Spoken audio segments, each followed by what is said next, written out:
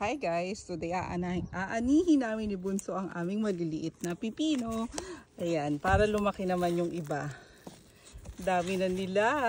So actually, 4 na halaman lang yan. Pero ang daming bunga. So tara, mag-ani na tayo.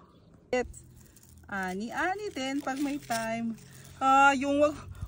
Okay, super.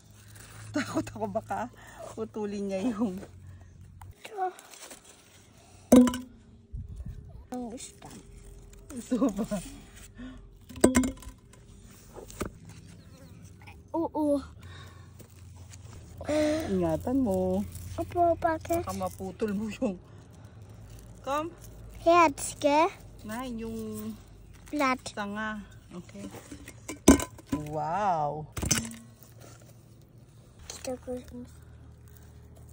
Oh, wieder abgeschnitten. It's okay. So, ito ang unang ani namin. Guys, para lumaki naman, may pagkakataon namang makakuha ng iba ng vitamins ang maliliit pang pipino. So, happy planting guys. So, pag may itinanim ay may aanihin. God bless guys. Bye!